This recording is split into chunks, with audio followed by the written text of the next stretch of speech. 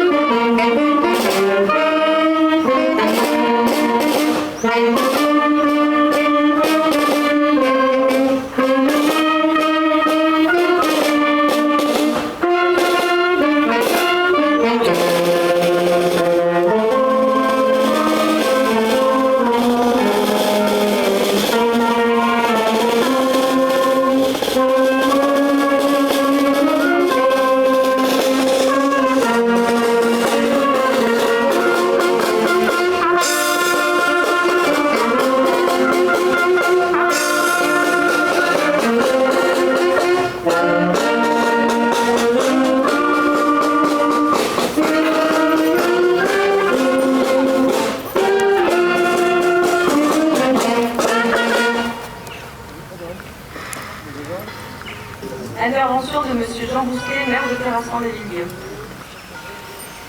Madame la directrice de cabinet, représentante de Madame la préfète, Monsieur le conseiller départemental, Mesdames et Messieurs les élus, Mesdames et Messieurs les représentants des corps constitués, Mesdames et Messieurs les représentants d'associations d'anciens combattants, Mesdames et Messieurs les porte-drapeaux, Mesdames et Messieurs, chers amis.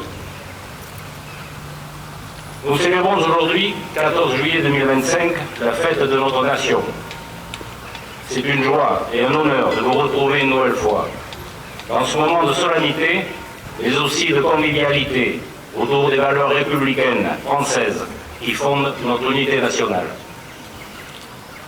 Comme personne ne l'ignore, en tout cas je l'espère, notamment parmi les plus jeunes ici présents, notre date de fête nationale a été choisie en mémoire des événements du 14 juillet 1789, qui ont abouti à la prise de la Bastille par les révolutionnaires français. Cette prison de l'Ancien Régime, où étaient emprisonnées des personnes par la seule volonté du roi de France, exprimée dans des lettres de cachet, sans aucune considération pour le respect des droits fondamentaux, de la liberté et de la défense. Cette date marque ainsi symboliquement la fin de l'absolutisme du pouvoir royal et la naissance d'un peuple français libre et souverain. Un an plus tard, le 14 juillet 1790, fut choisi pour célébrer la fête de la Fédération. Ce fut un jour de concorde nationale, comme notre pays n'en avait jamais connu alors. 300 000 personnes, de toutes origines sociales, vinrent de toutes les provinces de France à Paris pour prêter serment à la nation, à la loi et au roi. C'est aussi en référence de ce jour de concorde et de naissance de la nation française que fut choisie la date du 14 juillet pour notre fête nationale.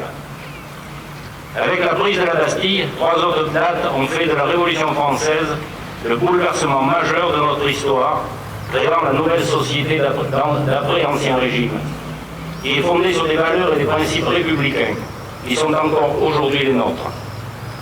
Il faut citer le serment du jeu de paume du 20 juin 1789, où les membres du tiers-État, constitués de tous ceux qui n'étaient ni de la noblesse ni du clergé, avaient fait le serment de ne pas se séparer avant d'élaborer une constitution pour notre pays, en affirmant leur volonté de rester unis et de donner un cadre à la France Ces hommes ont initié le principe de la démocratie. Ensuite, quelques jours après la prise de la Bastille, au cours de la nuit du 4 août 1789, l'Assemblée nationale constituante, émanation du tiers-État, unis donc par le serment du jeu de paume, vote la fin des privilèges féodaux. Parmi eux, la fin du servage, cette forme d'esclavage des individus, mais aussi l'abolition de la dîme, cette taxe injuste imposée sans consentement national. L'abolition également des privilèges de la noblesse sur la justice et la chasse notamment. Enfin, avec la proclamation de la Déclaration des droits de l'homme et du citoyen le 26 août 1789, la loi, expression de la volonté générale, la liberté d'opinion, la liberté d'aller et venir, le droit à la propriété inviolable, pour ne citer que, donne un socle au principe de la démocratie. En quelques mois, au cours de l'été 1789, seront ainsi adoptées les règles fondamentales régissant notre démocratie. Il fallut bien des années, cependant, pour que ces principes puissent enfin devenir pleinement effectifs, notamment si l'on songe aux années de terreur qui suivirent 1789, ainsi qu'aux différents régimes politiques autoritaires que connut la France par la suite, jusqu'au terrible régime de la collaboration en 1940. Mais nous y sommes arrivés. La France est l'une des plus belles et grandes démocraties au monde. Nous devons la protéger, et plus que jamais, nous devons être guidés, portés, inspirés par la devise de la République française. La liberté et l'égalité sont nos buts. La fraternité, le seul moyen de les accomplir. Particulièrement en ce moment de configuration politique inédite dans notre pays, si nous voulons préserver ces symboles républicains, liberté, égalité, chaque élu doit être inspiré par l'idéal de fraternité qui implique de savoir faire un pas vers celui qui ne pense pas forcément comme soi, à partir du moment où celui-ci est animé par les principes, les valeurs, la devise de notre République, en espérant que sagesse, bienveillance et esprit républicain prédomineront dans notre pays. Un jour, quelqu'un a dit « Quand je me regarde, je me désole. Quand je me compare, je me console. » En nous regardant aujourd'hui, si ce jour de fête nationale est un jour de liesse précieux qu'il faut savoir apprécier et savourer, nous ne devons pas taire les difficultés que nous rencontrons dans notre pays et les défis que nous avons à relever pour notre destin national commun. Les maux qui déstabilisent notre société, nous les connaissons tous, pour les rencontrer au quotidien. Bureaucratie galopante. Il est vrai que dans ce domaine, nous sommes de loin les plus créatifs. Pourquoi faire simple lorsqu'on peut faire compliqué?